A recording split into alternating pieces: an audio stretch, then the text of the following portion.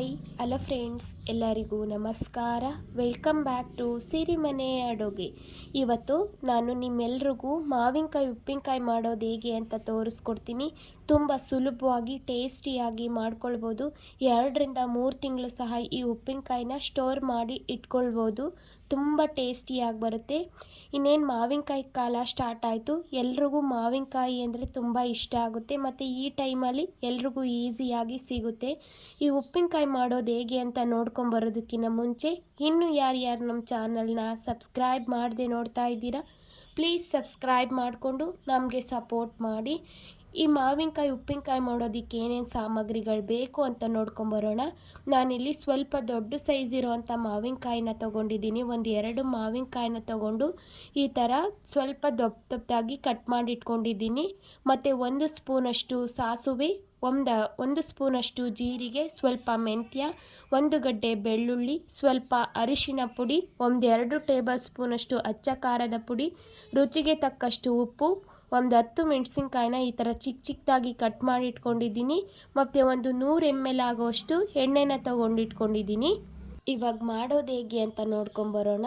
ನಾನಿಲ್ಲಿ ಕಟ್ ಮಾಡಿಟ್ಟಿರೋಂಥ ಮಾವಿನಕಾಯಿನ ಒಂದು ಪಾತ್ರೆಗೆ ಹಾಕ್ಕೊಳ್ತಾ ಇದ್ದೀನಿ. ದಪ್ಪ ತಳ ಇರೋವಂಥ ಪಾತ್ರೆಗೆ ಹಾಕ್ಕೊಳ್ಳಿ ಮತ್ತು ಪ್ಲಾಸ್ಟಿಕ್ ಪಾತ್ರೆಗೆ ಹಾಕ್ಕೊಳ್ಬೇಡಿ. ನಾನು ಬಿಸಿ ಒಗ್ಗರಣೆನ ಇದಕ್ಕೆ ಹಾಕ್ಕೊಳ್ತೀನಿ.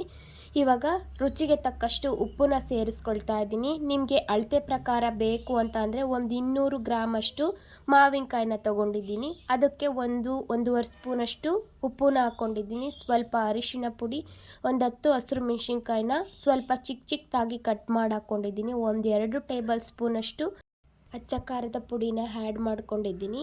ಇವಾಗ ಸಾಸುವೆ, ಜೀರಿಗೆ ಮತ್ತು ಮೆಂತ್ಯನ ಸ್ವಲ್ಪ ಹುರಿದು ಪುಡಿ ಮಾಡ್ಕೊಂಡು ಬರೋಣ. ನೋಡಿ, ಇವಾಗ ಸ್ವಲ್ಪ ಚೆನ್ನಾಗಿ ಹುರ್ಕೊಂಡು ಅದನ್ನು ಪುಡಿ ಮಾಡ್ಕೊಂಡು ಬಂದಿದ್ದೀನಿ. ಈ ಥರ ಹುರಿದು ಹಾಕೋದ್ರಿಂದ ಉಪ್ಪಿನಕಾಯಿ ತುಂಬ ದಿನ ಬಾಳಿಕೆ ಬರುತ್ತೆ ಅಂತ ಹೇಳ್ಬೋದು. ಟೇಸ್ಟು ಸಹ ತುಂಬ ಚೆನ್ನಾಗಿರುತ್ತೆ. ಇದೆಲ್ಲನೂ ಹಾಕಿ ಒಮ್ಮೆ ಚೆನ್ನಾಗಿ ಮಿಕ್ಸ್ ಮಾಡ್ಕೊಳ್ತಾ ಇದ್ದೀನಿ. ನೀವು ಪುಡಿ ಉಪ್ಪನ್ನ ಸಹ ಯೂಸ್ ಮಾಡ್ಕೊಳ್ಬೋದು. ನಾನು ಕಲ್ಲುಪ್ಪನ್ನ ಹಾಕಿದ್ದೀನಿ. ಉಪ್ಪಿನಕಾಯಿಗೆ ಕಲ್ಲುಪ್ಪನ್ನ ಹಾಕೋದ್ರಿಂದ ಟೇಸ್ಟು ತುಂಬ ಚೆನ್ನಾಗಿರುತ್ತೆ ಮತ್ತು ತುಂಬ ದಿನ ಅದನ್ನು ಇಟ್ಕೊಂಡು ತಿನ್ಬೋದು. ನೋಡಿ, ಈ ಥರ ಚೆನ್ನಾಗಿ ಮಿಕ್ಸ್ ಮಾಡಿಕೊಂಡು ಇವಾಗ ಒಂದು ಒಗ್ಗರಣೆ ಮಾಡ್ಕೊಳ್ಳೋಣ. ನಾನು ತೊಗೊಂಡಿರೋ ಅಂಥ ಎಣ್ಣೆನ ಒಂದು ಕಡಾಯಿಗೆ ಹಾಕ್ಕೊಂಡಿದ್ದೀನಿ. ಎಣ್ಣೆ ಬಿಸಿ ಆದಮೇಲೆ ಅದಕ್ಕೆ ನಾನು ಜಜ್ಜಿಟ್ಟಿರೋ ಅಂಥ ಬೆಳ್ಳುಳ್ಳಿನ ಹಾಕ್ಕೊಳ್ತಾ ಇದ್ದೀನಿ. ಬೆಳ್ಳುಳ್ಳಿ ಚೆನ್ನಾಗಿ ಫ್ರೈ ಮಾಡ್ಕೊಳ್ಳಿ.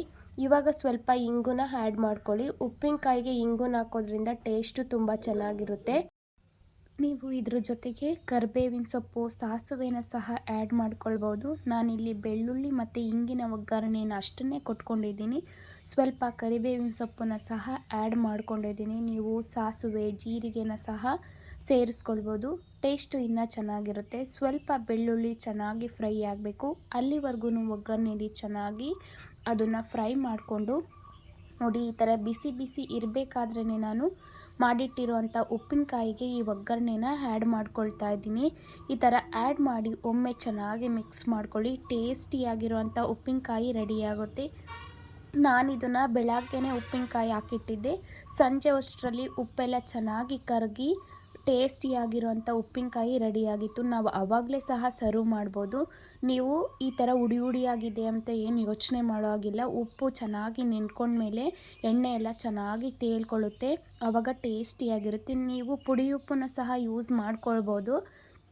ಆದರೆ ಕಲ್ಲುಪ್ಪನ್ನ ಹಾಕೋದ್ರಿಂದ ಟೇಸ್ಟು ತುಂಬ ಚೆನ್ನಾಗಿರುತ್ತೆ ಅನ್ನೋ ಕಾರಣಕ್ಕೆ ನಾನು ಕಲ್ಲುಪ್ಪನ್ನ ಆ್ಯಡ್ ಮಾಡ್ಕೊಂಡಿದ್ದೀನಿ. ನೋಡಿ, ಸಂಜೆ ಅಷ್ಟರಲ್ಲಿ ಈ ಥರ ಉಪ್ಪಿನಕಾಯಿ ರೆಡಿಯಾಗಿದೆ. ನೋಡಿ, ಸೈಡಲ್ಲೆಲ್ಲ ಚೆನ್ನಾಗಿ ಎಣ್ಣೆ ಬಿಟ್ಕೊಂಡಿದೆ. ಉಪ್ಪಿನಕಾಯಿ ಸಹ ಸಾಫ್ಟಾಗಿರುತ್ತೆ. ಮಾವಿನಕಾಯಿ ಸಾಫ್ಟಾಗಿರುತ್ತೆ, ಎಣ್ಣೆ ಬಿಸಿಯಾಗಿ ಹಾಕಿರೋದ್ರಿಂದ ಅದು ಸ್ವಲ್ಪ ಚೆನ್ನಾಗಿ ಬೆಂದಂಗೆ ಆಗಿರುತ್ತೆ. ತುಂಬ ಟೇಸ್ಟಿಯಾಗಿ ಬರುತ್ತೆ. ನೀವು ಈ ಉಪ್ಪಿನಕಾಯಿನ ಒಂದ್ಸರಿ ಟ್ರೈ ಮಾಡಿ ನೋಡಿ. ಟೇಸ್ಟ್ ಹೇಗಿತ್ತು ಅಂತ ನನಗೆ ಕಮೆಂಟ್ ಮಾಡಿ ತಿಳಿಸಿ. ಹಾಗೆ ಇನ್ನೂ ಯಾರ್ಯಾರು ನಮ್ಮ ಚಾನಲ್ನ ಸಬ್ಸ್ಕ್ರೈಬ್ ಮಾಡದೆ ನೋಡ್ತಾ ಇದ್ದೀರಾ, ಪ್ಲೀಸ್ ಸಬ್ಸ್ಕ್ರೈಬ್ ಮಾಡಿಕೊಂಡು ನಮಗೆ ಸಪೋರ್ಟ್ ಮಾಡಿ. ಈ ರೆಸಿಪಿ ನಿಮಗೆ ಇಷ್ಟ ಆದರೆ ಒಂದು ಲೈಕ್ ಮಾಡಿ, ನಿಮ್ಮ ಫ್ರೆಂಡ್ಸ್ ಆ್ಯಂಡ್ ಫ್ಯಾಮಿಲಿಗೆ ಶೇರ್ ಮಾಡಿ. ನೆಕ್ಸ್ಟ್ ವಿಡಿಯೋದಲ್ಲಿ ಸಿಗ್ತೀನಿ ಫ್ರೆಂಡ್ಸ್. ಅಲ್ಲಿವರೆಗೂ take care, bye. Thank you for watching.